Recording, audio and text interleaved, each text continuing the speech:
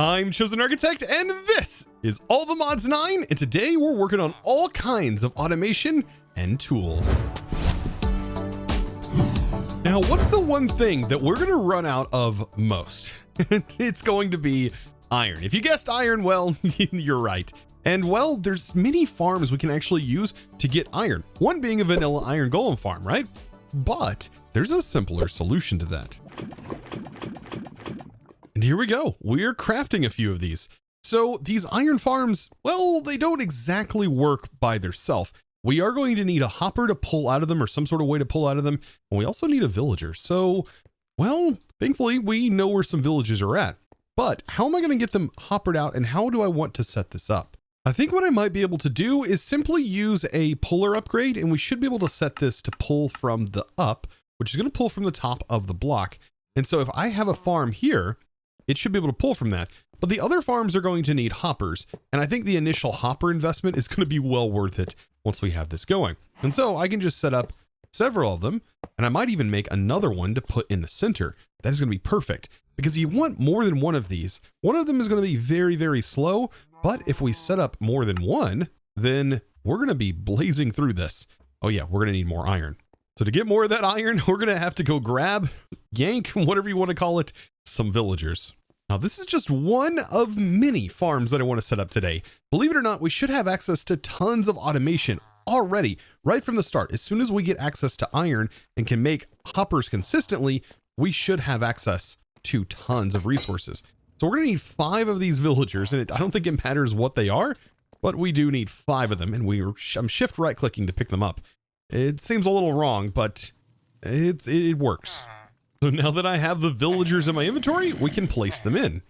And this is going to get an iron golem farm up and running for all of these. And so what we should end up with is in this drawer, the back is being piped into, we should end up getting iron and poppies, just like any other iron farm. So I'm going to put this in a utility slot, and that's going to pull from the one up top because there is no hopper actively on that.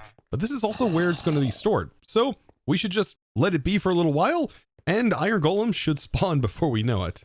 Now that thing is awfully loud, so definitely recommend setting up a filter to kind of block iron golem death sounds. Now I've come up with a plan. Since we now have access to iron, and I just grabbed a stack out of here, we can also set up a couple of other farms. So I want to start working on botany pots now that we have the access to hoppers. So what I want is I want a set here and a set here of just 4 that I can farm. So it'll be a total of 8 things that I absolutely need to farm. And these are the things that I want to set up. So I want spruce, I want dark oak, I want mineral, and I also want acacia. And then I want industrial hemp, cactus, sugarcane, and kelp. Those are some really important modded items that are really going, or just vanilla items that are going to be important for modded crafting recipes. And then this one right here, I'm going to turn this into a very simple, and I mean very simple, automatic charcoal farm.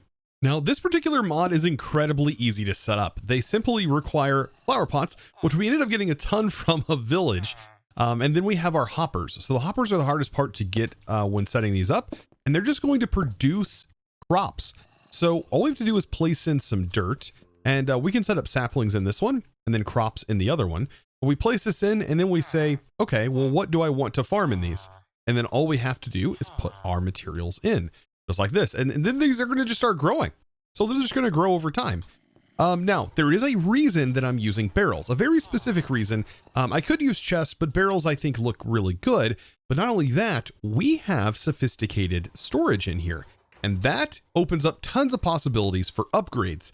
And at some point, these barrels, they could contain nearly infinite amounts of items and have tons of storage slots. It is a crazy mod. And so I'm already prepping for that and for the upgrades. So all I have to do over here is simply use the hoe on these. So once I place the dirt in, we can just use the hoe on them, and that will also work. So let's go ahead and place this. And we don't have to give them any water or anything like that. So I'm going to place this down, and then I hoe them. This is also an interesting way to actually just get farmland. But yes, now this is ready to go, and we should be able to put some of these things in. Now, one of these actually doesn't take dirt. So let's go ahead and put this in. This will accept farmland. It doesn't appear like industrial hemp can actually grow in here, unfortunately. So I may need to find something else. Looks like a cloche it can grow in. I'll find something else that can go in here. I know that another alternative to hemp would be the flax seeds. So we can get that going. Now, sugarcane will definitely work. That's already being produced. Cactus needs sand, and kelp needs actually a bucket of water. Sugarcane can also grow on sand, by the way, I do believe. So I'm going to go ahead and get the kelp. We just put a water bucket in here, and anything that requires water to grow, it just gets a water bucket. And then last but not least, we'll do flax seeds instead of the hemp because, well, hemp is for some reason not working in here. Now for this next part, which is going to be the charcoal farm, well, we're going to need an iron furnace. We're also going to need some pipes from the pipe mod, not too much, as we're going to be able to kind of situate this hopefully in a way that we won't need to filter too much. But we're going to need definitely an iron furnace. And this is going to be the big show off in this setup. Now, ultimately what I want is I want this barrel right here to be the charcoal output. So that's where charcoal is going to end up going. And I want to use a birch sapling for the very specific reason that any other sapling might produce some sort of adverse output that can't be smelted, such as, for example, the oak saplings, right? It produces apples and we can't smelt apples. So what we want to do is we want to essentially farm up these birch saplings. And so if I place them in here, they should produce the logs. The logs will go into the barrel automatically because of the hopping bonsai pots. And then this is where the furnace comes into play. So what we want to do is we want to output our product here. Now to be most efficient, we should be able to route our charcoal back into this and then use the charcoal to smelt the logs. That's ultimately what I want to do. But how are we going to get this to work? Well, actually the iron furnace has the ability to input and output and push and pull, which is incredibly powerful. So all we have to do is set up auto input on, and we can actually determine and tell this specifically what slots to use. So for example, on the left slot, we can say, make sure to send anything from the left slot up here that can go in here. Hopefully it will be very specific with what can and can't go in here. We need the same for the right side. And then we also need the same for the back side. Now the front, I kind of want to leave for right now, and we'll worry about that later, but we could potentially also have that pull from the front. But there's something, actually, I want the front to output, right? I want it to output. And then the bottom of the machine, I want this to be an input to accept the fuel into the fuel slot. So we need that to be set to fuel and make sure the auto input and output is turned on. And this should be configured. So once we end up getting some sort of sapling in here or some sort of log, it should start working. Now, just to jumpstart everything, let's go ahead and give it a few logs. It's only going to be pulling from 3 of these. So let's just say that goes in there, and notice it is now filled with birch logs. So let's put a little bit of fuel in here to make sure that this sends to this area. Now we can also have logs being produced here that get sent to the fuel slot. But the majority of the items I want to be charcoal. This is where we need to pop down into the bottom. And so what I should be able to do is send our pipe right here. That is just going to simply pull the items from here and just send it into that slot, if it can do so. And the good part about these pipes is that they don't have a buffer or anything. So if it can't go in there, it won't go in there. So there we go. And we should notice that our charcoal should move out of here. But if we don't have any charcoal, then it will jumpstart it with this one right here. So the ultimate goal is to have this fill up with charcoal, and we basically have ourselves a charcoal farm. And the other cool part is this is upgradable, and we can just continue to upgrade this and make it faster and faster. Now this, I would have to say, is a really nice, simple charcoal farm. All the charcoal is going to build up inside this barrel, and of course it's upgradable, and we'll have access to it for any of our other machines or torches or anything that uses charcoal. There's a lot that uses charcoal early game. Now we should be able to make that augment for speed, and there we go. So just one speed augment in here is going to be incredibly fast. And that goes in the augment slot. And so now that we have that in there, it is going to be a little less fuel efficient, but it's going to go much faster. Now, as we get into the tool upgrades today, I want to show off a really cool mod. This is called the Tool Belt, and it may become one of my most favorite tool mods, and it might become yours as well if you've not already discovered it. I'm going to go ahead and make some pouches here, but to make this, it's just a little bit of leather and some iron and some string, and we can make a tool belt. And then we also can make belt pouches. This is going to upgrade it because by default, it only has 2 slots. It only holds 2 tools. Now, I'm not quite sure how we upgrade it yet. That's going to be the thing that I have to look at. Is there like a recipe where we add the pouch? It does say in the quest, and we actually get some free pouches for this. It says you can use an anvil, and so we just combine these in an anvil. And there we go. And one more, and perfect. Now this has several more slots. Now, I did go ahead and set a keybind that opens up the inventory slot that it's supposed to go into. It does say it can go into the belt slot, but I recommend putting it into the slot it's supposed to be going into. And then you also need to set up a hotkey, which by default is set to R, that will allow you to open up the inventory once you put the items into it. So by default, it is empty. And so we can actually put some items in. For example, I can go ahead and put my wrench in here. So if I put my wrench in here, and let's say I put a hoe in here, and those are some things that I use every now and then, I can then put this in my slot here. And now when I hold R, I can select them. And so it puts it right into my inventory. And then whenever I want to change it or get rid of it, I can just simply stow it away. So I can go like, oh, I want my pipe wrench. Or like, oh, I don't want it right now. I just want my hoe. And there we go. Now I have my hoe. So this is an amazing mod. And the more tools we get, the more useful this is going to become. Now, with all of that tool speak, let's actually talk about our tools. Silence gear, right? That's what we're using as our main tools right here. And silent gear is kind of obscure in the fact that it doesn't look like it can be very powerful, but it can become very, very powerful, even early game. And the main things we're going to need are some of these templates. So we can build out templates so we can make these special parts. And there's a lot of different parts and ways that we can augment our tools. Now, I'm not amazing with this mod, and it's really hard to fully wrap your head around everything that this mod has available to it. But I will say a couple of tips that I've at least found, and that is that you can tip your tools. So if you want to get the mining up from iron up to obsidian level, or go from diamond, being able to mine diamond up to mining obsidian, all you need is a diamond tip. And a diamond tip can be added to your iron tools, for example, or any tool really, and that's going to make it a little bit faster. Another way to make things faster is by using a grip. Now, I believe that if you do blueprints, if you actually convert these into blueprints, they will last forever, whereas the templates do not.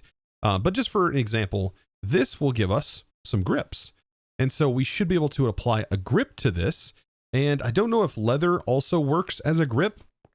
Let's take a look. I think it does show all of the things that could possibly be grips.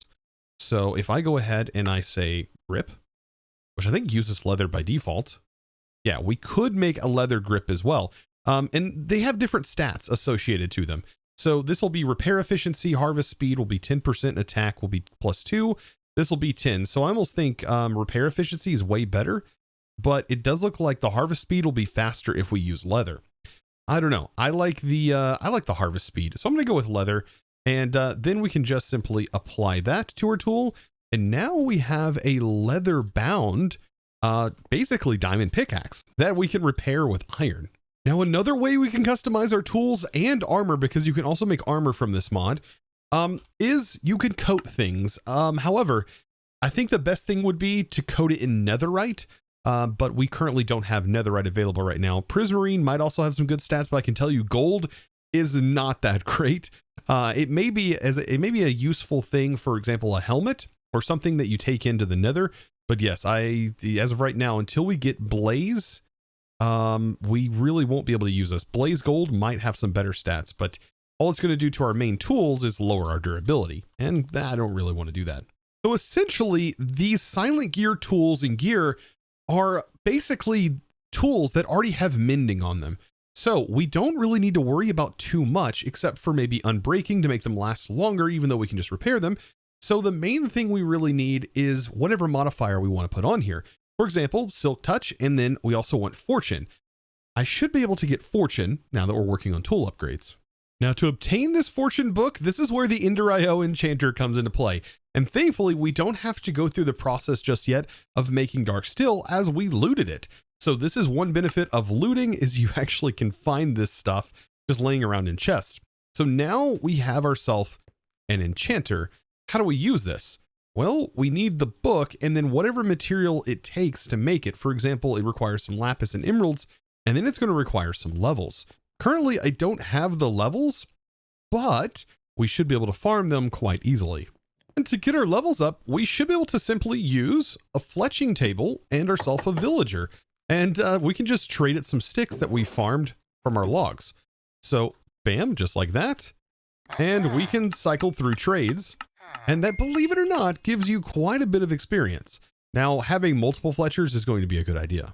So now, even though this is a pretty expensive enchant, it's going to be 100% worth it. This is going to mean any block we break will give us way more for what it's worth. All right, so now that we have this, let's go ahead and now apply that to our pickaxe. And it's going to cost a few more levels. Oh boy, more stick trading is going to happen. Now, getting experience will become way easier soon once we get a mob farm up and running, but that'll be next episode. All right, here we go. And moment of truth. We are now going to have fortune. This is going to be so much nicer. Now, back underground in our mine, now that we have the fortune, I do want to do a bit more exploring, and I can see on the minimap like areas that sort of open up, and I definitely want to explore those. The faster I can get some artifacts, I think the better. And artifacts are going to be a huge game changer, especially if we can get some like bunny slippers, which will prevent fall damage. And down we go. By the way, this ore right here, this stuff's actually kind of important. The arcane crystals, because with the arcane crystals, if we turn this into a block, all we have to do is combine it with some of the spawner scrap that we have, and we have ourselves a way to pick up mobs with a quantum catcher. That's going to be pretty powerful.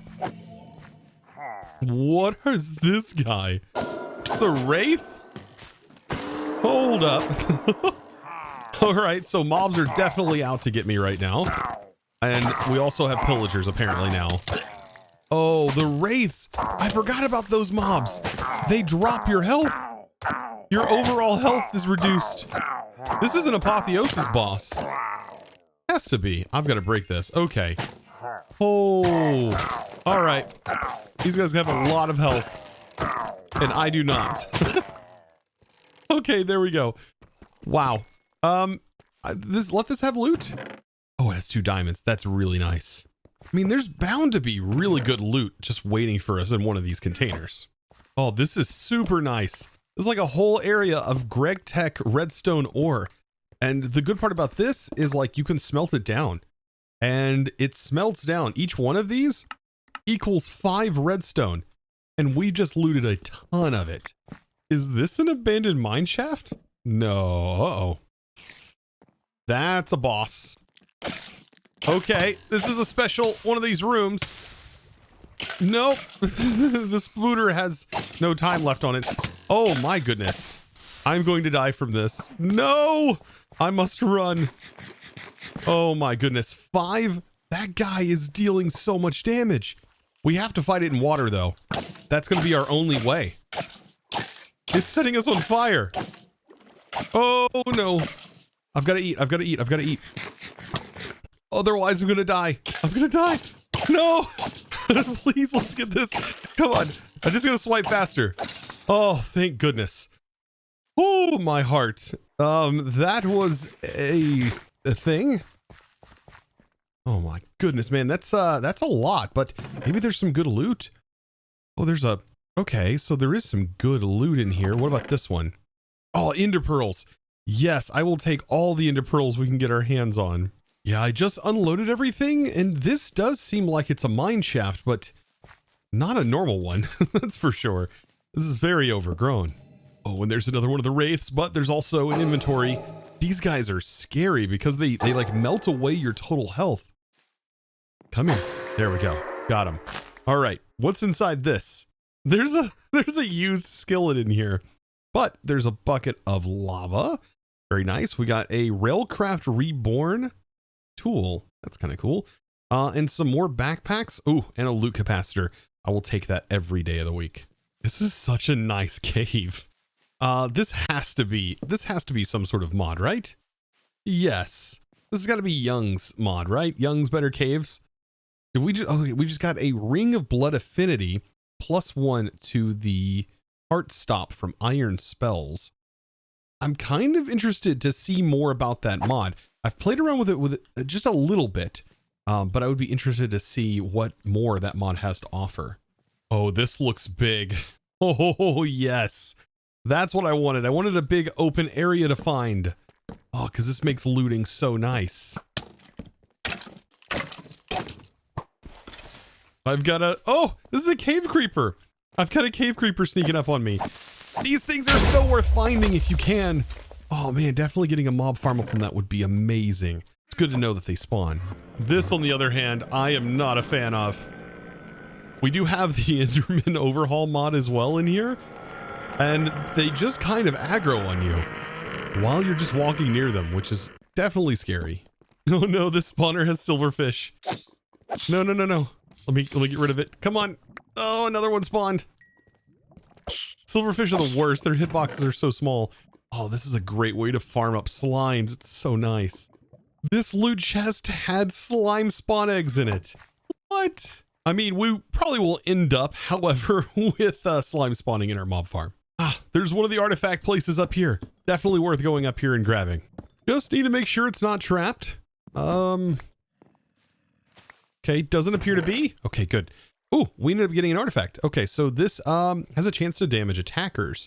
Ooh, out of all of them, not the one I really want, but I can't complain. Ooh, there's a big opening over here. I wonder what's on the other side of this. Oh, diamonds. You know, I found more diamonds, and stuff like this than I have anything. Okay, let's see. Please no traps. And no artifacts. That's okay. I like all the loot. Oh, but this is perfect because right next to it is also more loot and more loot over here as well. Oh. I seen it move. I seen it twitch. The good part about these guys is it's a guaranteed. It is an absolute guaranteed drop. Okay, so we ended up killing it. What did we get? We got more spiked boots. Okay, so as far as what we have, currently I have the slippers on.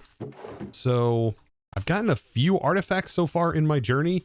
Let's see. We have the necklace on, which has a chance of damaging attackers. And then I also have Creeper avoids the wearers, which are kitty slippers that I found inside of these. But still not the ones I really want. The really big ones I want would be like the food, the infinite steak. That would be fantastic. Or I would absolutely love the bunny slippers, which allow me to take fall damage. It's funny. There's another one literally right here. Come on. And no artifact in that. And it doesn't appear to be any artifacts in these either. Oh, bummer. Man, this cave area just has a ton of these. Oh, I did it. I did it. I did it. I did it. It's blowing up. It's like I scrambled to see if there was anything worth in there, and there wasn't. There's honestly just so much loot. I don't even know what to do with it right now. I can't even collect anymore. My inventory is just completely filled. There's just too much. Now that I'm back out of the caves, let's definitely make ourselves a quantum catcher. And I think we can make more than one of them. Definitely. So now I have 2 quantum catchers, and what this is going to allow me to do is simply pick up any mob. And this is a huge tool. Now we have many other tools that we could also use. But this is just a nice one since we already have access to it. Might as well. Now it tells me we have a cow inside of our catcher. And just like that, we've now managed to get ourselves 2 cows. That's pretty easy. Now I definitely want this on me just in case there is hope that we can potentially put one of those creepers in some sort of farm. Yeah, I would love to grab one of those cave creepers. Oh, that'd be amazing. These guys just drop so much good stuff. And it would be an amazing farm. Now there is one last farm I would like to set up right here in the center, and that is going to be a villager farm that is going to automatically produce villagers. This is going to cost hoppers, and we're going to go with an incubator on the bottom. This is where baby villagers will go in, and then they will be output here, and then we'll end up going inside of this barrel, I believe. Did I set up the hopper correctly? I believe I did.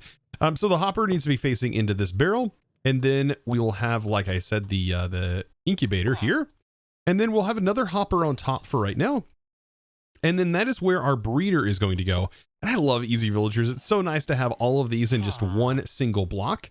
And so with this, we can go ahead and put 2 villagers in here and they're going to breed. Now, they do need food. So they are going to need some sort of food source.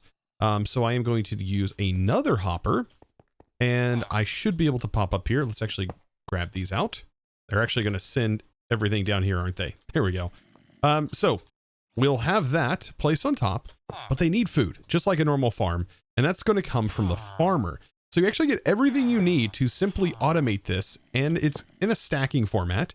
This is going to, I believe, require a villager. That's who's going to do the farming. And then we just need to put the food in that it's farming. And that's carrots. So it'll farm the carrots. The carrots will go into the hopper, which will go into the breeder.